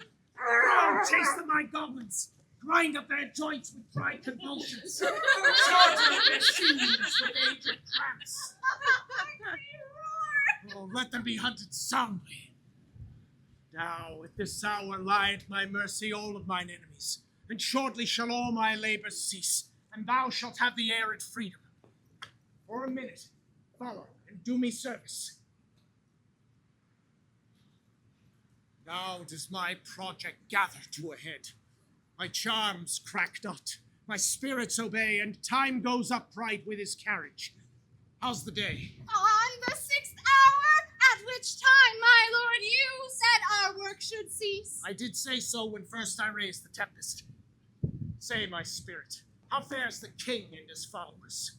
Confined together in the same fashion as you gave in charge, just as you left them. All prisoners, sir, in the line grove which weather fends your cell. They cannot budge till your release. The king, his sister, and your brother abide all three distracted, and the remainder mourning over them, brimful of sorrow and dismay. But chiefly, she that you termed the good old Lady Gonzala, her tears run down her chin like winter's drops from eaves of reeds. Your charm so strongly works them that if you now beheld them, your affections would become tender. Dost thou think so, spirit? Mine would, sir, were I human. And mine shall. Hast thou, which art but air and touch, the feeling of their afflictions, shall not myself, one of their kind, relish all as sharply, passionately as they, be kindlier moved than thou art? Though with their high wrongs I am struck to the quick, yet with my nobler reason gatest my fury do I now take part.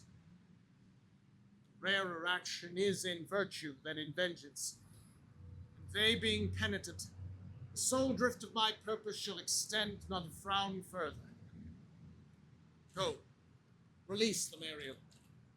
My charms I'll break, their senses I'll restore, and they shall be themselves. I'll fetch them, sir.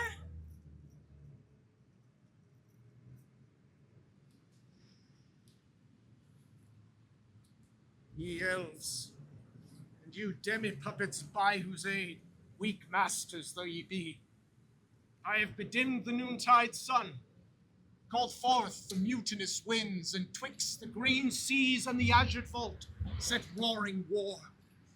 To the dread rattling thunder have I given fire, and rifted Jove's stout oak with his own bolt.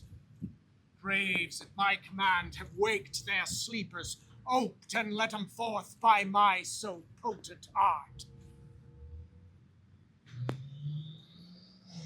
But this rough magic I here abjure, and when I've required some heavenly music, which even now I do, to work mine ends upon their senses, that this airy charm is for,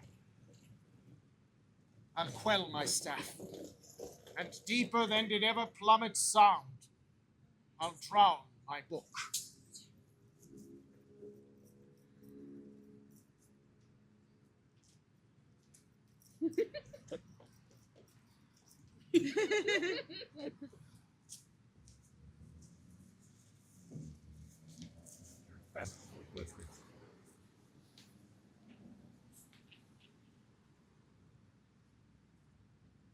Solemn air and the best comforter to an unsettled fancy cure thy brains. The charm dissolves apace, and as the morning steals upon the night, melting the darkness, so their rising senses to begin to chase the ignorant fumes that did mantle their clearer reason. Oh, good Gonzala, my true preserver and a loyal lady to him thou followest, I shall repay thy graces home in word and deed. Most cruelly didst thou, Alonso, use me and my daughter. Thy sister was a furtherer in this act. Flesh and blood, you, brother mine, who entertainedst ambition, expelled remorse and nature, who with Sabrina would here have killed your king. I do forgive thee, unnatural though thou art. Their understanding begins to swell. Not one of them that now looks on me nor would know me, Ariel. Fetch the hat and rapier in my cell. I will discase me and myself present as I was sometime Milan. Quickly, spirit, thou shalt ere long be free.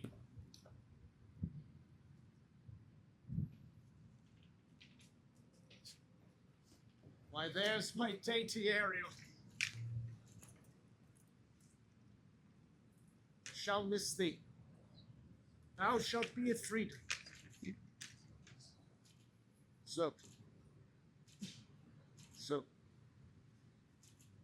So to the king's ship, invisible as thou art, there thou shalt find the mariners asleep beneath the hatches. The master and the boatswain, being awake, enforce them to this place. Presently, I prithee. I drink the air before me and return or ere your pulse twice beat. All torment, trouble, wonder, and amazement inhabits here. Some heavenly power guide us out of this fearful country. Behold, Sir King, the wronged Duke of Milan, Prospero. Some assurance that a living prince does now speak to thee, I embrace thy body. And to thee and thy company I bid a hearty welcome. Whether thou beest he or no, or some enchanted trifle to abuse me, as late I have been, I not know.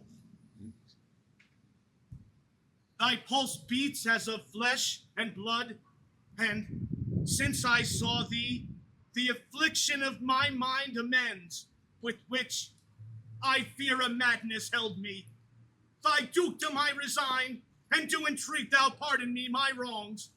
But how should Prospero be living and be here? First, noble friend, let me embrace thine age, whose honor cannot be measured or confined.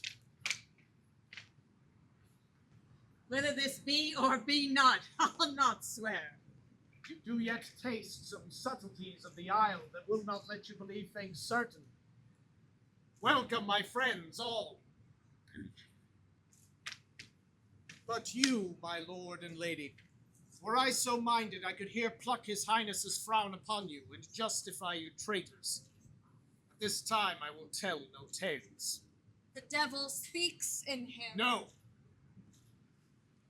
For you, most wicked sir, whom to call brother would even infect my mouth. I do forgive thy rankest fault, all of them, and require my dukedom of thee, which perforce I know thou must restore.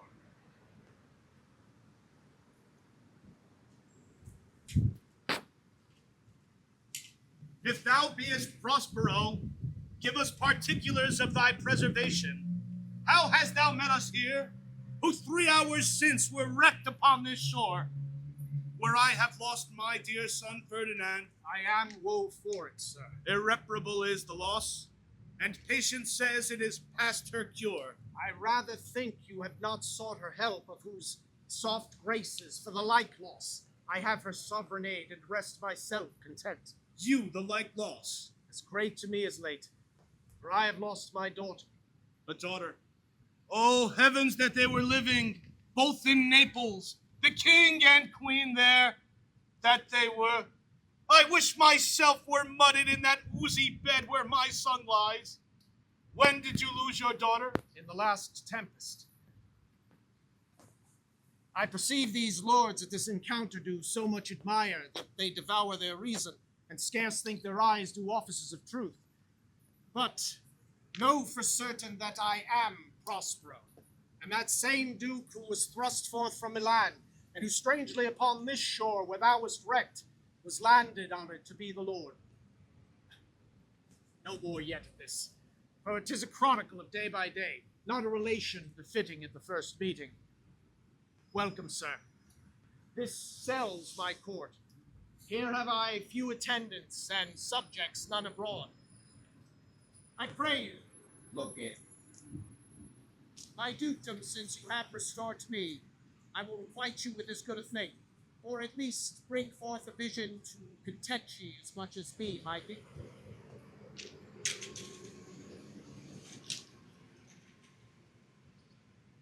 Sweet lord, you play me false. No, my dearest love, I wouldn't for the world. Yes, for a score of kingdoms you should wrangle, and I recall their place. If this prove a vision of the island, one dear son shall I twice lose! A most high miracle! Though the seas threaten, they are merciful. I have cursed them without cause. Now all the blessings of a glad father compass thee about. Arise, and say how thou camest here! Oh, wonder, how many goodly creatures are there here? How beauteous mankind is! Oh, brave new world that has such people in it! 'Tis new to thee. What is this maid with whom thou wast at play? Your eldest acquaintance cannot be 3 hours. Is she the goddess that hath severed us, and brought us thus together? Sir, she is mortal, but by a mortal providence she's mine. I chose her when I could not ask my father for his advice, nor thought I had one. She is daughter to this famous Duke of Milan, of whom I have heard so much renown, but never saw before. Of whom I have received a second life. And second father, this lady makes him to me. I am hers, but oh, how oddly it will sound that I must ask my child for forgiveness. There, stop, sir. Let us not burthen our remembrance with a heaviness that's gone. Look down, you gods, and on this couple drop a blessed crown. I say, Amen, Gonzala. give me your hands.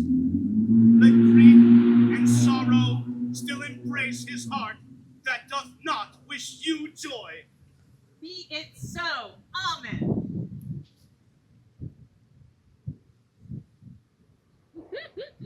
I wonder where. We're all here, but look, sir.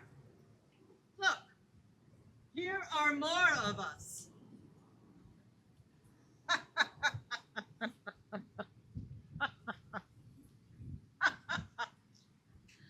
I prophesied that if there were a gallows on land, this woman would not drown. Now blasphemy, that swearest grace overboard, no oath on shore. Hast thou no mouth by land? What is the news? The best news! We've safely found our king and company. And the next, our ship, which but 3 glasses since we gave out split, is now tight and yard, bravely rigged as when we first set out to sea. Sir, all this service have I done since I went. My tricky spirit, these are not natural events. They strengthen from strange to stranger. Say, how came you hither? We were dead asleep, and how we knew not, all clapped under hatches, when such strange and several sounds of howling and shrieking and jangling of chains and such diversity of noise, all horrible, we were awakened. But still, we were brought here, separated from her, and brought moping hither. Most well done. Bravely, my diligence, thou shalt be free. This is as strange a maze as man ever trod. And there is, in this business, more than nature was ever conduct of. Some oracle must rectify our knowledge. Sir, my liege, do not infest your brain with beating on the strangeness of this business. At picked leisure, which shall be shortly, I shall endeavor to resolve all, which to you shall seem probable of every these happened accidents. Till when, be cheerful, and think of each thing well. Come hither, spirit. Release Caliban and his companions. Untie the spell. How fares, my gracious sir? There are yet missing some odd companions of yours that you remember not. Every man shift for all the rest, and let no man take care for himself, for all is but fortune. Coraggio, bully monster, coraggio! If these be true spies which I wear in my head, here's a goodly sight. Suppose these be brave spirits indeed. How fine my master looks. I'm afraid he will chastise me. What things are these, my lord Antonio? Will money buy it? Very like. One of them is a plain fish, and no doubt marketable. Mark with the badges of these men, my lord, and say if they be true. These 3 have robbed me, and this demi-devil, for he is a bastard one, have plotted with them to take my life. 2 of these scoundrels you must know and own. This thing of darkness, acknowledge mine. I shall be pinched to death. Is not this Stephanie, my drunken maid? She's drunk now. Where had she wine? And Trinculo is reeling right. Where should they find this grand liquor that hath gilded 'em? How camest thou in this pickle? I have been in such a pickle since I saw you last. I fear me will never out my bones. Why, how now, Stephanie? Oh, touch me not! I am not Stephanie, but a cramp. But you'll be queen of the Isle, madam. I should have been a sore one then. This is as curious a man as I ever looked on. He is as disproportioned in his manners as in his soul. Sirrah, go unto my cell. Take with you your companions, and as you seek to have my pardon, trim it handsomely. I will be wise hereafter and seek for grace. What a thrice doubled ass was I to take this drunkard for a goddess and worship this dull fool. Go to, away. Hence, and bestow your luggage where you found it. Or stole it, rather.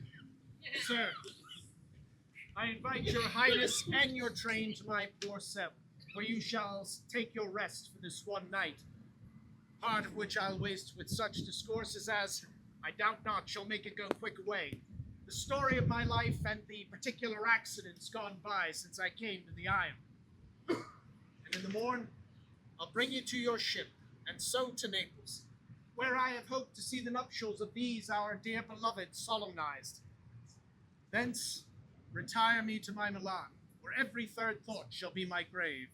I long to hear the story of your life, which must take the ear strangely. I will deliver all, and promise you calm seas, auspicious gales, and sails so expeditious it shall catch your royal fleet far off.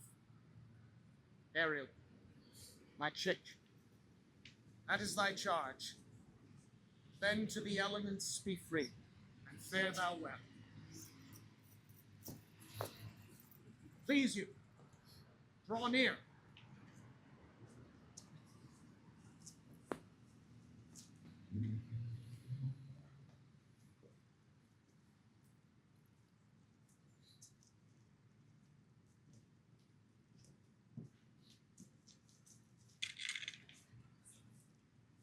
Now my charms are all o'erthrown, and what strength I have's mine own, which is most fate. Now 'tis true that I must be here confined by you, or sent to Naples, but let me not, since I have my dukedom got, and pardon these deceivers dwell in this fair island by your spell, but release me from my bands, with the help of your good hands.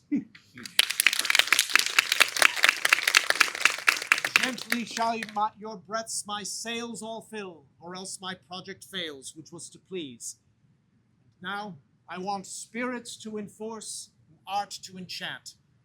At my ending, it shall be despair, unless I be relieved by prayer, which pierces so that it assaults mercy itself, and frees all faults.